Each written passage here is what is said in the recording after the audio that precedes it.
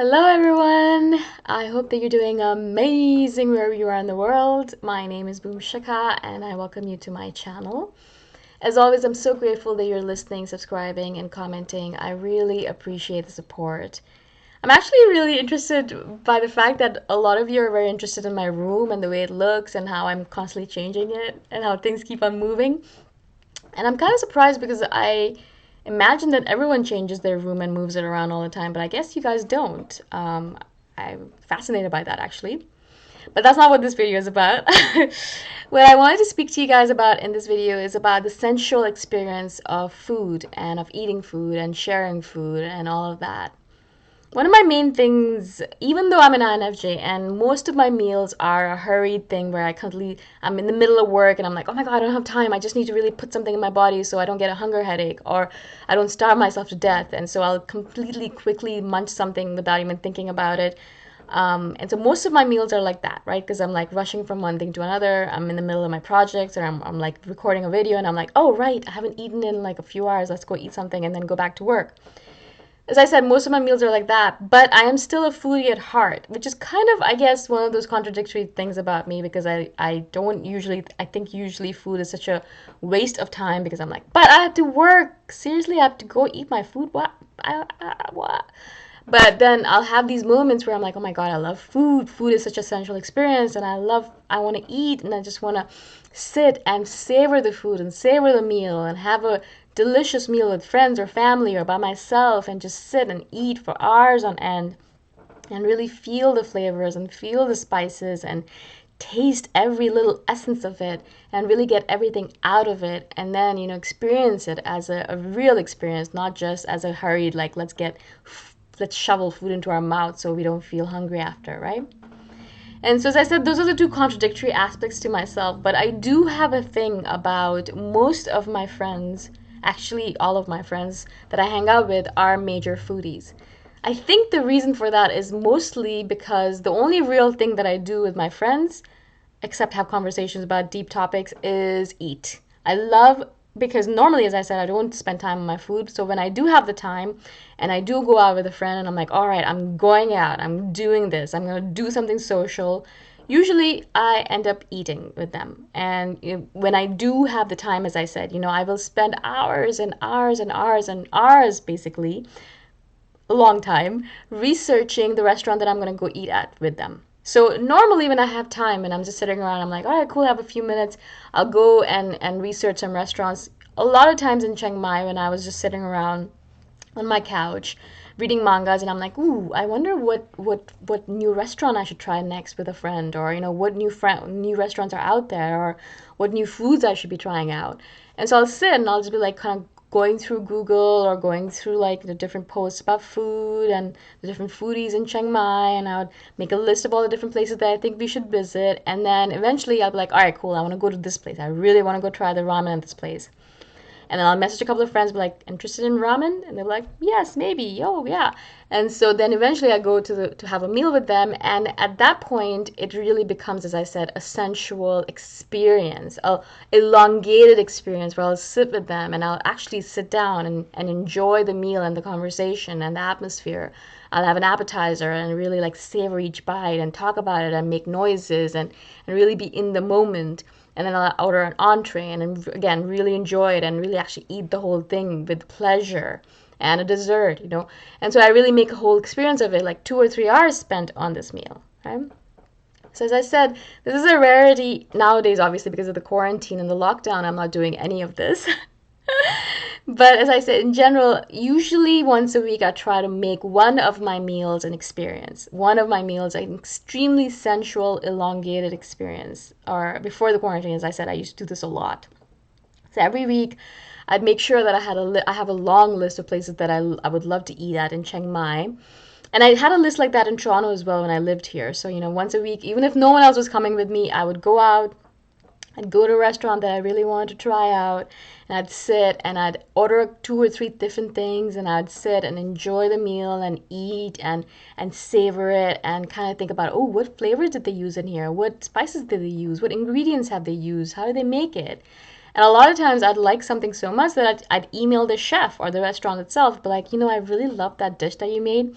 what ingredients did you use? Could you send me the recipe, or could you give me an idea of how I could make it at home? And in a lot of cases, because Torontonians are really nice, the chef would actually send me a personal email saying, I'm really glad you liked it. It was a new dish that I tried out. I tried this and that. This is where I got it. And a lot of times those emails are pretty long themselves, right? Because they are food lovers just like me. So again, this is the thing about being us in this world right now. Like most of us, unfortunately, don't have the time to spend on food. Don't have the time to spend on meals. A lot of times you yourself do it where you're kind of grabbing fast food quickly and just munching on a burger or McDonald's or Burger King while you're in the car, rushing from one appointment to another or from one chore to another, picking up your kids here, dropping them off there, doing this and that, right? And so a lot of you probably don't have the time to sit and savor a meal. And that's why I really try as much as possible, as I said. Even now, when I am in Toronto and I'm with my family, I really try and say that at least 1 or 2 meals a day, not 1 or 2 meals a week, I want to sit down properly with my family and actually sit down and actually have a meal where we put down the plates and we sit on a table and we have, a conversation and we talk about the food or about the world. We actually savor it as a family because food builds experiences but also relationships. Food is like a connector of sorts, right? And a lot of times, because of the quarantine, obviously as well, but a lot of times in general, because of our hurried lifestyle, because of the chaos in the world that we live in, there's so much going on. We're not able to do that. We're not able to spend the time to enjoy our food. We shovel it into our mouth as if, like, I've seen some videos and I'm like, are you even tasting the food? Like, do you even know what your food has? What are you eating right now? You wouldn't know. It could be fish or chicken or meat or whatever it could be, and you have no idea because you kind of put it into your mouth and you have no idea, right? Now, I'm not one to judge because I do that myself. And as I said, I'm like, I wake up and I'm like, oh, all right, cool. I have like half an hour before I'm the next call, and then I have to go this and that. So I have half an hour to quickly eat something and put something in my body so that I'm not hungry. Otherwise, if I get hungry, I get hangry. And I don't want to get hangry. I don't want to get a hunger headache. So let's shovel something into our mouth right now. So I definitely do this as well. But in general, as I said, I think it's a good idea for all of us to perhaps think about making one meal a week. Just one. Doesn't have to be all of us, all of them, right? You'd have 3 times 7, like 21 meals a week or more if you eat 6 times a week, or sorry, 6 times a day.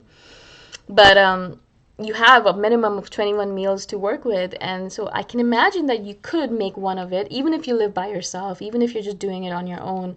Make it an experience of sorts. Light a candle or put on some incense or some music and actually put down your dinner plate on the table, not sitting and eating in front of the TV, like I said. Sit down and actually savor it. Have an appetizer. Make it something for yourself, even if it's just nachos.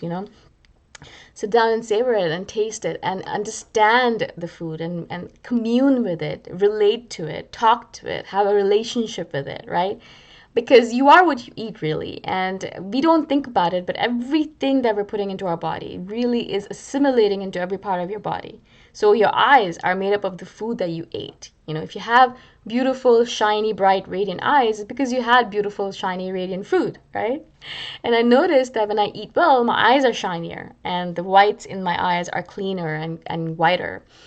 And I can notice a difference in my skin. I notice a difference in my hair. But when I'm not eating properly, when I'm ignoring myself, and not only in the food manner, but in a lot of other ways, I notice that my skin deteriorates. My eyes become less shiny, less bright, less radiant. My hair becomes straw-like. Like everything is affected by the food that you eat. Every essence, every cell in your body is being served by the food that you're putting into your mouth. And so, as I said, not every meal perhaps will have that essence, that essential quality of sensuality and experience, of course. But if you had even 1 or 2 meals a week, if you could make it so, it would be amazing. Can you imagine how much better your relationship with food might be, especially if you have problems with food, if you emotionally eat, or if you despise food, or if you have weight problems and if you have guilt around eating? It's an especially good idea to form a better relationship with your food and to sit down and savor it, understand it, talk to it. Your food came from somewhere, came from farmers or came from a farm. Someone gave up their life for you to eat that food, right? Like either it might be some meat or it might be a plant. Something had to die in order for you to eat it, right? no matter if you're a vegetarian, a vegan, or a meat eater, everything is coming from somewhere that was alive. And so alive things had to die so that you could eat it. There's some gratitude that has to be involved in it, some kind of sensuality, some kind of experience, because otherwise that person, that animal, that plant's, hopefully not person, but that animal and that plant's life was given up with no purpose, really. Like, it was given up in waste, I think. And so I'm not saying that you should thank, like, do a blessing for every meal or like thank every time you eat something or anything like that. But in general, as I said, at least 1 or 2 meals a week, try to make them a little bit more of an experience and make sure that you are able to, kind of make it more of such just, you're just eating food, you're shoveling food into your mouth, more than that, a little bit more so. I think that'll really help you connect to your food more and become more connected to the world in general. I feel like when I'm really connected to my food, I feel more connected to the world and to the earth and to the ground that I live on, that the earth that we live on. I feel more connected to everything. I hope this makes sense. I know that this is probably a very abstract idea and probably something that we're not even thinking about right now with all the different things going on. But I wanted to share this because it is the essential matter of being a human being, is food and our food experiences. And most of us are kind of neglecting it at the moment for good reasons, of course. But it's not necessary that we completely correct that. But even if as I said, 1 meal a week, you could change and make it more so than it is right now. If you have any questions about this, of course, message me and comment below. And I will do a follow-up video, of course. If you have comments about your own food experiences, please share them with me. I love hearing from fellow foodies. And again, thank you so much for watching. I shall see you guys next time around. Bye for now.